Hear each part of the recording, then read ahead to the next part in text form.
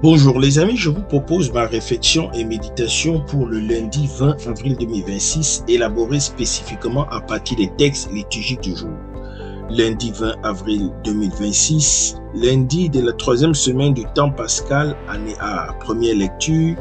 Il ne pouvait résister à la sagesse et à l'esprit qui le faisait parler. Acte 6, 8 à 15, psaume 118, 119, 23, 24, 26, 27, 29. Heureux qui marchent suivant la loi du Seigneur.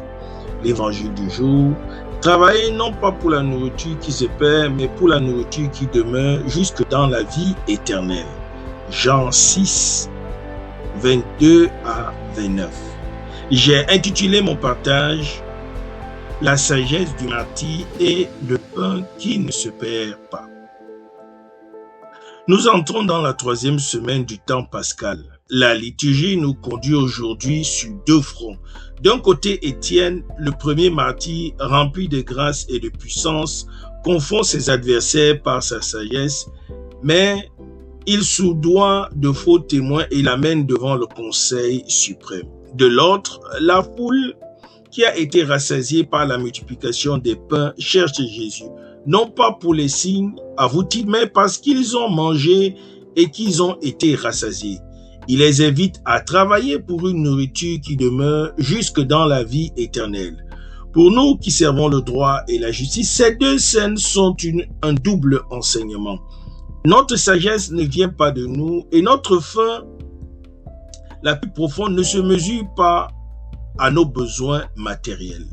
Le livre des Actes nous présente Étienne, un homme rempli de la grâce et de la puissance de Dieu. Il ne cherche pas la gloire. Il sert les tables, il annonce la parole, mais sa sagesse et son esprit dérangent. Des gens de diverses synagogues viennent discuter avec lui, mais ils ne peuvent pas résister. Alors, il recourt au mensonge, il soudoie des hommes pour qu'ils disent des blasphèmes. Ils ameutent le peuple, les anciens, les scribes. Il s'empare d'Étienne et le traîne devant le Conseil suprême. De faux témoins l'accusent de parler contre le lieu saint et contre la loi. Mais Étienne ne perd pas sa sérénité. Ceux qui siègent au Conseil fixent les yeux sur lui. Son visage est comme celui d'un ange. Ce récit est une anticipation de la passion du Christ. Le juste est accusé faussement, livré par la jalousie et le mensonge. Pour nous, professionnels du droit, cette page est un avertissement et un réconfort. L'avertissement, la vérité peut être combattue par l'argent et la manipulation. Dans nos métiers, nous voyons des témoins acheter, des dossiers falsifiés, des innocents traités devant les tribunaux corrompus. Le réconfort, la sagesse qui vient d'en haut ne peut être vaincue. Étienne n'a pas de stratégie de défense, pas d'avocat. Il est simplement rempli de l'esprit et son visage devient angélique. Il n'y a pas de plus belle défense que de rayonner la paix au milieu de l'orage. Le psaume 118 exprime cette confiance. Lorsque des grands accusent ton serviteur, je médite sur tes ordres. Le psalmiste ne cherche pas à se justifier par ses propres moyens. Il se tourne vers la loi du Seigneur, vers ses exigences qui le conseillent. C'est là sa force. L'évangile des Jean nous conduit à un autre niveau. La foule cherche Jésus, ils l'ont vu multiplier les pains, ils ont été rassasiés, ils le cherchent encore. Jésus ne se laisse pas séduire par leurs ailes mal orientées. Il leur dit, vous me cherchez non parce que vous avez vu les signes, mais parce que vous avez mangé ces pains et que vous avez été rassasiés. Ils cherchent le pain matériel, celui qui se perd. Jésus leur propose un autre travail. Travail non pas pour la nourriture qui se perd, mais pour la nourriture qui demeure jusque dans la vie éternelle.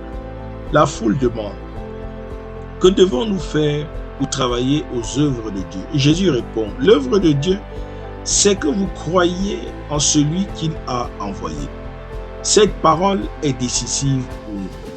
Dans nos métiers, nous sommes des travailleurs. Nous travaillons pour la justice, pour le droit, pour la vérité. Mais nous pouvons nous épuiser pour des causes qui finissent par se perdre. Un jugement peut être annulé, une procédure échoue, une défense est rejetée. Le Christ nous invite à travailler pour une nourriture qui ne se perd pas, la foi en lui. Non pas une foi qui nous dispenserait de l'effort, mais une foi qui donne un sens éternel à nos efforts. Notre travail professionnel, s'il est fait dans la foi, devient une œuvre de Dieu.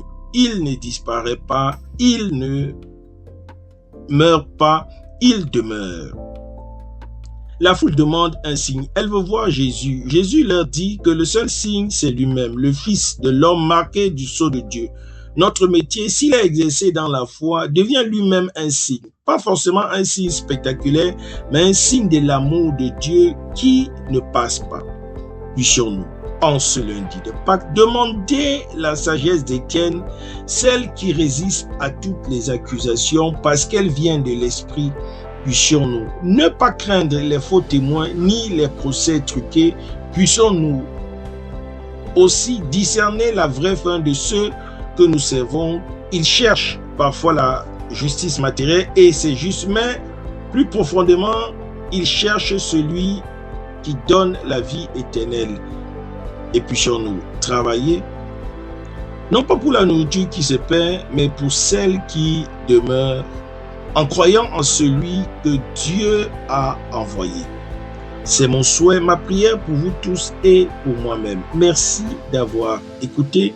Bonne journée à tous et à toute bonne semaine pascale encore à tous et à toutes. Je suis la terre du Christ.